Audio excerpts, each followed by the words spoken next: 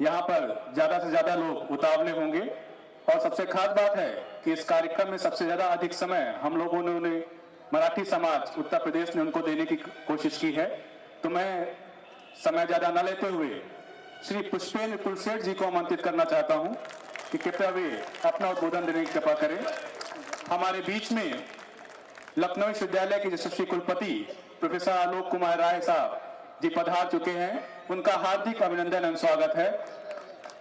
सभी लोगों से अनुरोध है कि तालियों की गड़गड़ाहट के साथ आपका हार्दिक अभिनंदन करने की कृपा करें। छत्रपति शिवाजी महाराज की जय। जय भवानी, जय शिवाजी, जय भवानी, जय शिवाजी। श्री पुष्पेंद्र कुलसेठ जी।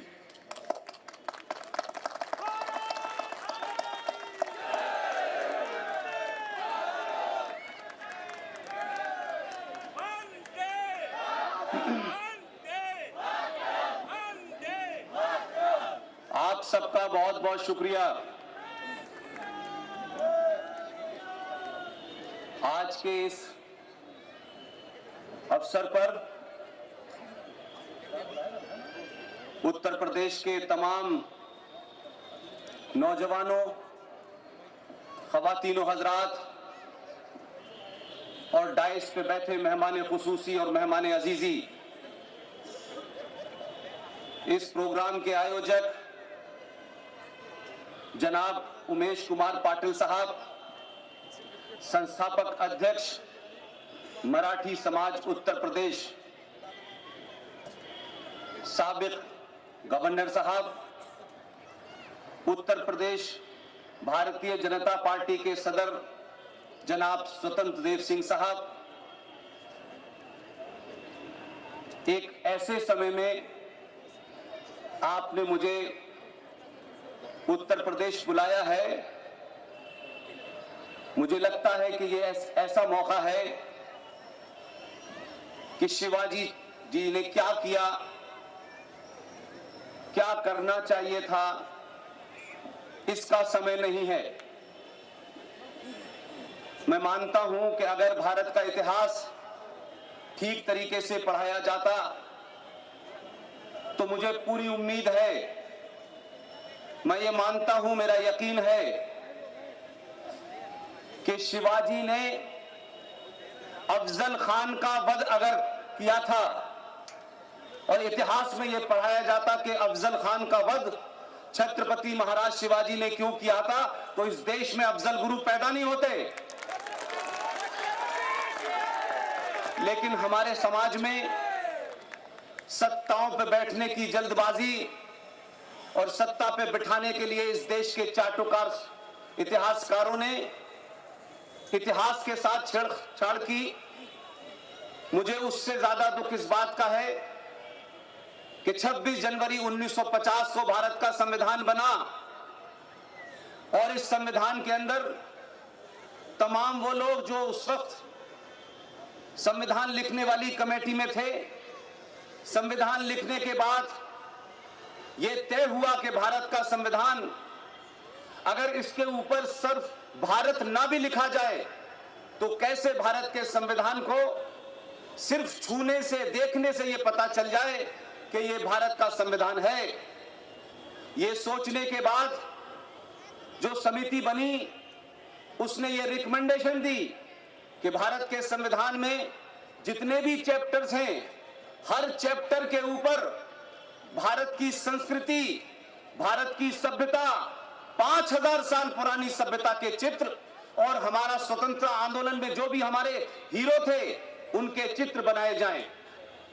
नंदलाल बोस के अंडर में एक कमेटी बनी, उसमें शांति निकेतन के कुछ छात्र मौजूद थे और कुल मिला के 22 चित्रों को अप्रूव किया गया कि भारत के संविधान में उन्हें जोड़ा जाए। संविधान की ओरिजिनल कॉपी, जो मूल कॉपी है, उसमें 22 चित्र छापे गए और उन 22 चित्रों में रानी लक्ष्मीबाई भी थी, भगवान राम, भगवान कृष्ण, लक्ष्मण जी, सीता जी, हनुमान जी, छत्रपति शिवाजी, ये तमाम चित्र थे। मैं ये कहता हूं इतिहासकारों ने झूठ बोला, उस समय के राजनीतिक लोगों ने किन कारणों से इस देश की 5000 साल पुरानी सभ्यता और संस्कृति को इस देश के लोगों से छुपाने की कोशिश की गई। इसीलिए आज इस देश में राजनीति जिस मोड़ पे पहुंच गई है, ऐसे में छत्रपति शिवाजी को याद करना, उनका हमको ये मानना कि छत्रपति शिवाजी अगर आज होते तो आज इस देश में बाबर और औरंगजेबी ताक पे शाहीन बाग पे नहीं बैठती। हमने 70 सालों में जाने अनजाने में बहुत सारी भूलें की हैं, हमारे बुजुर्गों ने की हैं, लेकिन मैं फिर ये कहता हूं कि 1000 साल के बाद जो पूरा कालखंड है आपकी गुलामी का, 1000 साल के बाद सत्ता नहीं बदली है। 1000 साल के बाद सनातन के मानने वालों ने अपने सनातनी होने का एहसास किया है।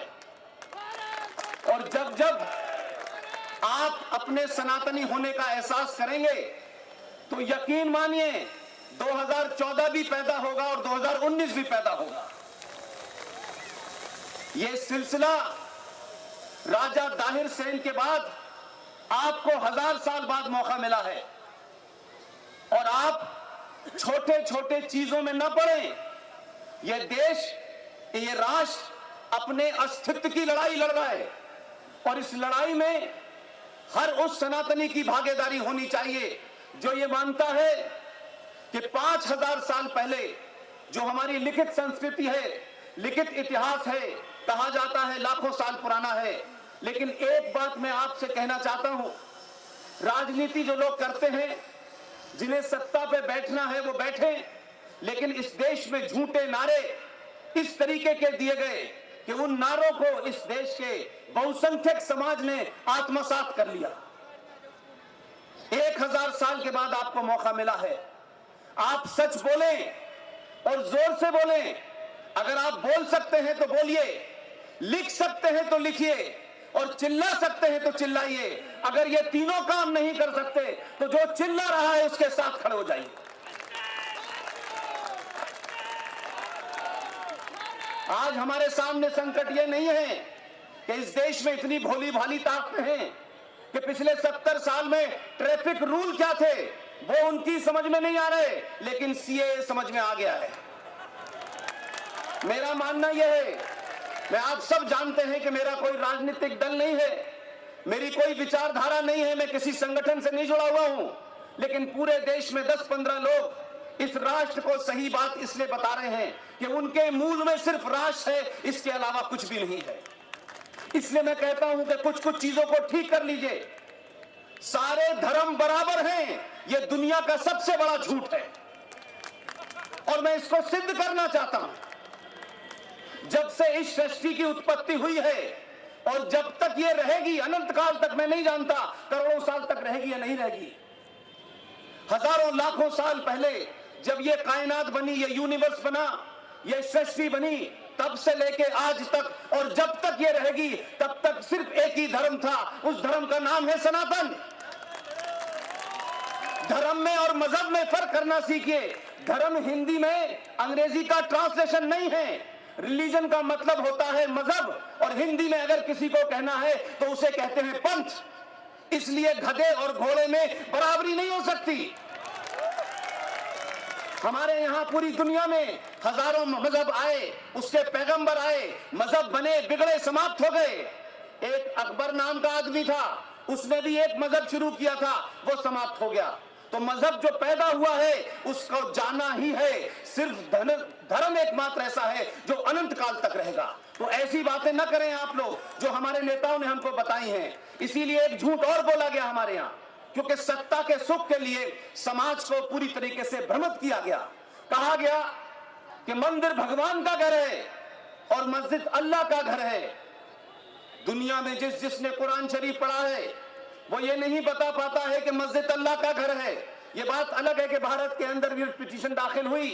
14 साल के बाद सुप्रीम कोर्ट की पूरी बेंच ने कहा, बड़े बड़े दानिश्वर बड़े बड़े मौलवी, बड़े बड़े हाजी, ये तमाम लोग मौजूद थे। उन्होंने कहा कि मस्जिद का दर्जा इस्लाम के अंदर पवित्र जगह का नहीं है, मस्जिद की कोई महत्वता नहीं है, मस्जिद कहीं भी बन सकती है, कहीं भी टूट सकती है। और ये बात हिंदुस्तान की, तो यहां तो मस्जिद और कब्रिस्तान राजनीति के एजेंडे में चल रहे हैं। जहां पे मोहम्मद साहब थे, जहां मक्का है, जहां हरमैन शरीफ है, जहां काबा शरीफ है, वहां रोज मस्जिदें टूटी जाती हैं और रोज वहां सड़कें चौड़ी हो जाती हैं। लेकिन हमारे यहां मस्जिद और कब्रिस्तान राजनीति का अखाड़ा बना हुआ है।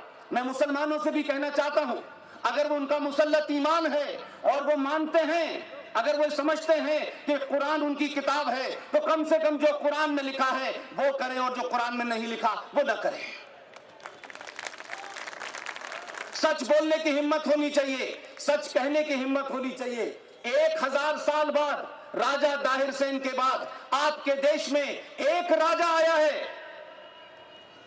इतना ही फर्क है कि सरकारें पहले बहुत बनी हैं, हर विचारधारा की बनी, तोड़ जोड़ की बनी, लेकिन पहली बार हम तमाम सारे लोग भाग्यशाली हैं। हमने 1947 नहीं देखा, हमने 65 नहीं देखा, हमने स्वतंत्रता का आंदोलन नहीं देखा, लेकिन 2020 में भारत के सनातनियों को यह मौका मिला है कि जो गलती हमारे पूर्वजों ने की थी उसे दोहराने की जरूरत नहीं है। ये एक ऐसा मौका है, आप अपनी भूमिका तय कीजिए कि आप राष्ट्र के लिए क्या कर सकते हैं। अगर आपको किसी आदमी, किसी संगठन में और राष्ट्र में कुछ चुनना हो, यकीन मानिए आदमी और संगठन को पीछे छोड़ के राष्ट्र को चुनिए। राष्ट्र परमानेंट है, पार्टियां बनेंगी, बिगड़ेंगी, सत्ता आएंगी जाएंगी, लेकिन राष्ट्र रहेगा तो हम तमाम सारे लोग रहेंगे। लिहाजा न डरिए, न डराइए, लेकिन डरना बंद कर दीजिए। ये जो डर डर के आपने 1000 साल तक जीवन जिया है, ये एक ऐसा मौका आया है कि आज हम तमाम सारे लोग छोटी छोटी बातों पर, छोटे छोटे काम में अपनी एनर्जी जाया करते हैं। जो लोग धरना प्रदर्शन पर बैठे हैं, पूरे देश को औरंगजेबी मानसिकता के तहत चलाना चाहते हैं, आइडिया ऑफ इंडिया को तोड़ना चाहते हैं, इस राष्ट्र के मूल्यों को तोड़ना चाहते हैं। एक बात ध्यान रखिएगा, उनको ये बताइए, एहसास कराइए, अब दिल्ली में नेहरू जी नहीं बैठे, ये उनको पता हो जाना चाहिए। और बिना लाग लपेट के आप अपनी पहचान, आप अपनी बोली, आप अपने प्रतीकों के ऊपर शर्माने की जरूरत नहीं है, क्योंकि हमारे सनातनी समाज को 1000 साल के कालखंड के कारण उसको अपनी पहचान पे शर्म होने लगी है, उसको अपने कपड़ों पे शर्म होती है, किसी को टीका लगाने पे शर्म है, किसी को चोटी रखने पे शर्म है। लेकिन यकीन मानिए, ये मौका हमने कभी नहीं सोचा था कि ये हमारे दौर में आ जाएगा। अगर ऐसा होता तो भारत के पूर्व प्रधानमंत्री ने नेशनल डेवलपमेंट काउंसिल की मीटिंग में जो बात कही वो कोई कहने की हिम्मत नहीं रखता, लेकिन सनातनी पिछले 70 साल से सो रहे थे। इसलिए उस प्रधानमंत्री ने नेशनल डेवलपमेंट काउंसिल की मीटिंग में कहा कि भारत के प्राकृतिक संसाधनों पर अगर पहला अधिकार किसी का है तो मुसलमानों का है। यह कहने के बाद इस देश में सेकुलरिज्म की बौछार हो जाती है। इस देश में मुसलमानों की नाजायज मांगों को जो मानता है वही सेकुलर कहलाता है। किसी को अंदाजा नहीं था कि देश में सत्ता ऐसे बदलेगी। लोग कहते हैं सत्ता बदली है, मैं कहता हूं पहले सनातनी बदला तब सत्ता बदल गई है। और सत्ता बदली है तो लोगों को यह डाइजेस्ट नहीं हो रहा, लोग इस बात का यकीन नहीं कर पा रहे कि यह कैसे मुमकिन है कि 1947 में जो भारत बना, जो संविधान के अंदर उस वक्त की सत्ताधारियों ने आतंकवादियों और मुस्लिम जिहादियों के सामने घुटने टेके, आपने भारत के संविधान में, भारत के संविधान की मूल भावना को तोड़ते हुए आपने 370 और 35 पे दिया। भारत की धरती के ऊपर आपने एक इस्लामिक स्टेट को बनने दिया। वहां के नियम कानून अलग थे, वहां का संविधान अलग था, वहां की विधानसभा अलग थी, वहां सदर रियासत था। आप सोचिए, जो राज भारत के हमारे और आपके टैक्स से चलता है, जिनका जीडीपी में 0% कंट्रीब्यूशन है, उस राज में 42,000 हिंदू मारे गए, सबसे ज्यादा फौजी मारे गए। लेकिन उसके बाद भी ये कहा जाता है हमें जमहूरियत चाहिए, हमें इंसानियत चाहिए, हमें कश्मीरियत चाहिए। मुझे लगता है देश में पहली बार कोई एक ऐसा राजा आया है जो किसी की घर वापसी में इंटरेस्टेड नहीं है। पहला राजा आया है जो देश और इस राष्ट्र की वापसी में लगा हुआ है। ये राष्ट्र कहां चला गया था, इसलिए 1947 से शुरू किया है उसने। लोग समझ नहीं पा रहे हैं। ये ऐसे ही शाहीन बाग पे लोग बैठे नहीं हैं, ये नादान नहीं हैं। इनको पता है कि 1947 से इसने राष्ट्र को लौटाना शुरू किया है और लौटते लौटते ये सिलसिला कहां जाएगा इसका अंदाजा नहीं है। मुझे कहने की जरूरत नहीं है। ये देश का ऐसा प्रधानमंत्री है जो शर्माता नहीं है, जिसे अपनी पहचान के ऊपर लोग क्या कहेंगे इसकी चिंता नहीं होती। इसलिए 8-8 घंटे मंदिर में बैठने के बाद तिलक लगा करके गेरुआ बस के साथ जब बाहर निकलता है तो लोगों को लगता है कि हमने 70 साल के अंदर इस देश में ऐसे ऐसे प्रधानमंत्री बनाए हैं। जो प्रधानमंत्री बनता था वो जामा मस्जिद पे पहले अपना सर टेकने जाता था। उसको लगता था कि जब तक टोपी नहीं लगाएंगे तब तक सेकुलर नहीं होंगे। न इसने टोपी लगाई है, न इसने इफ्तार दिया है। इसने सिर्फ क्या किया है, भारत के राष्ट्रपति से मिलने गए और राष्ट्रपति से कहा कि भारत की पहचान क्या है। आखिर जो राष्ट्र अध्यक्ष आते हैं हम उनको भारत की पहचान के रूप में क्या देते हैं। भोले भाले राष्ट्रपति को समझ में नहीं आया। उन्होंने कहा हमारे यहां ताजमहल दिया जाता है। आप सोचिए 5000 साल से पुरानी सभ्यता का जो प्रतिकरण है, जो सिंबल है, वो ताजमहल इस देश में बना दिया गया। लेकिन आपका राजा कोई बाई एक्सीडेंट नहीं आया है कि कोई एक्सीडेंट के तहत आ गया हो, कोई धुक्पल में आ गया हो। बहुत सोच समझ के आया है, इसलिए उसका होमवर्क बहुत मजबूत है। राष्ट्रपति से पूछा कि ताजमहल क्यों दिया जाता है। राष्ट्रपति ने कहा पहले से दिया जा रहा है। उसने कहा तत्काल बंद कर दीजिए और अपने होमवर्क के तहत दुनिया के सबसे अच्छे पब्लिशर को लेकर के ऑर्डर किया और कहा कि जो भी राष्ट्राध्यक्ष भारत में आएगा उसको उसकी भाषा में भारत की पहचान के रूप में गीता दी जाएगी। इसलिए बदलाव कुछ ऐसे होते हैं जो बड़े नजर आते हैं, लेकिन कुछ बदलाव देश की साइज बदल देते हैं। हम अजीब और गरीब देश थे। हमारी फॉरेन पॉलिसी कहती थी हम किसी पे हमला नहीं करेंगे। ये देश पूरी दुनिया में एकमात्र ऐसा देश था जो ये मानता था कि कोई हमारे ऊपर हमला कर देगा, हम उसके बाद बचेंगे, फिर हम जवाब देंगे। भारत का राष्ट्रीय खेल हॉकी है। हॉकी का एक ही वाक्य है, जिस राष्ट्रीय खेल को हम अपनी शान मानते हैं उस हॉकी का एक ही वाक्य है, attack is the best defence. लोगों ने समझा ये हॉकी का नियम है, पड़ोसी ने समझा ये हॉकी का नियम है। उसे नहीं मालूम था कि ये राष्ट्र का नियम भी बदलने वाला है। मात्र एक घटना ने इस देश की विदेश नीति को बदल दिया। और यही वजह है कि कुछ लोगों को लगता था 5 साल से जो आ रहा है वो पटना तक बम धमाका करने जा रहा है, वो कोयम्बटूर जा रहा है, वो काशी जा रहा है, वो मथुरा जा रहा है। पहली बार पड़ोसी को समझ में आया। एक नेता के कमरे में 2 तस्वीरें लगी हुई हैं। 70 साल में 25 साल मेरी जिंदगी दिल्ली में पत्रकारिता में गुजर गई। 2 चित्र मैंने कभी एक साथ नहीं देखे और ये मैं मानता था कि जिस नेता के कमरे में ये चित्र लगे हैं आसान नहीं है उससे बच पाना। एक मोहतरमा को गलतफहमी हो गई, मिलने चली गई, सरकार बना ली जम्मू कश्मीर में, पश्मीना का शॉल लेके गई थी, उसने शॉल ले लिया। मैंने कहा दोनों तस्वीरों को अगर इसने देखा होता तो इसको ये कभी दोबारा यहां नहीं आती। एकमात्र नेता है जो उन 2 तस्वीरों को लगाता है। एक तरफ वीर सावरकर की तस्वीर है, दूसरी तरफ आचार्य चाणक्य की तस्वीर है। लोगों ने कहा सरकार क्यों बनाई है? मैंने कहा सरकार बनाई नहीं है, सरकार के समाप्त करने के लिए सरकार को समझने का काम शुरू किया है। इसलिए आचार्य चाणक्य के देश में, छत्रपति शिवाजी महाराज के देश में हमें इस बात का दुख है और खुशी भी है कि 1000 सालों में हमारी चुप्पी ने, हमारी खामोशी ने, हमारे बोनों के हमारे ऊपर राज किया है। जो बोने थे उन्होंने राज किया है। लेकिन मेरा सवाल आपसे है, मराठा समाज से है, उत्तर प्रदेश से है, कि आप जरा अपने दिल पे हाथ रखें और इस बात को सोचें कि कमाल है, जिनके दादा पर दादा ने तलवार की जोर पे शलवार पहनी थी, जिनके दादा परदादा ने जजिया बचाने के लिए धर्म छोड़ के मजहब इख्तियार कर लिया था, थोड़ी देर के लिए अपने आत्मसम्मान से पूछिए, अपने सीने पे हाथ रखिए।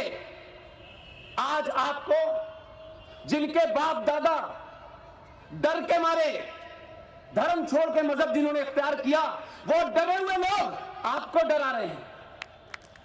आप उन्हें बताएं, हिंदुस्तान के किसी भी कोने में शाहीन बाग बनेगा।